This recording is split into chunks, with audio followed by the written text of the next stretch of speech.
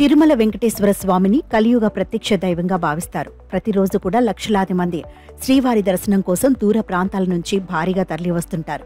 అంతేకాకుండా ఎన్ని గంటలైనా స్వామి దర్శనం కోసం వివిధ కంపార్ట్మెంట్లలో వేచి చూస్తుంటారు. తెలుగు రాష్ట్రాల నుంచి మాత్రమే కాకుండా మహారాష్ట్ర, కర్ణాటక, కేరళ, తమిళనాడు వంటి దూర ప్రాంతాల నుంచి కూడా భక్తులు తరలివస్తుంటారు. ఇదిలా ఉండగా తిరుమలకు వెళ్లే రైళ్లు, బస్సులు ఎప్పుడు కూడా బిజీగా ఉంటాయి. కనీసం నెల రోజుల ముందు నుంచి ప్లాన్లు చేసుకోవాల్సి ఉంటుంది.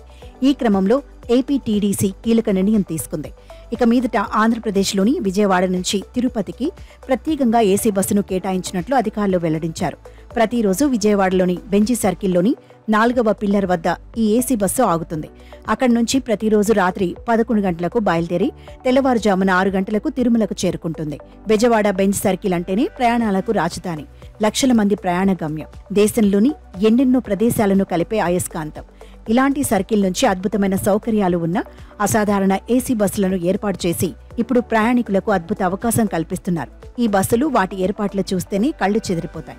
ఇక్కడి నుంచి ఇక తిరుపతికి ప్రయాణం అంటే ఒక అద్భుత ఆధ్యాత్మిక అనుభవం అని చెప్పాలి. అక్కడ ఫ్రెష్ అయిన తర్వాత తిరుమల, తిరుచానూరు, పద్మావతి అమ్మవారి దేవాలయ దర్శనం కల్పిస్తారు. ఆ తర్వాత భోజనం అయ్యాక మిగతా ఆలయాలను దర్శనం చేసుకునేలా చేస్తారు. అదే రోజు రాత్రిపూట నుంచి ఏసీ బస్సు మరలా తిరుపతి నుంచి రిటర్న్ అవుతుంది. ఈ బస్సు జర్నీలో భోజనం, వసతి, దర్శనం అన్నీ కూడా వాళ్లే చూసుకుంటారు. ఏసీ బస్సులో ప్రయాణించడానికి పెద్దలు మాత్రం 3,970, పిల్లలు 3,670గా నిర్ణయించినట్లు తెలుస్తోంది. ఏపీ నుంచి అమరావతి, ఇతర ప్రదేశాల నుంచి తిరుమలకు వెళ్లాలనుకునే వారికి ఇది మంచి అవకాశంగా చెప్పుకోవచ్చు.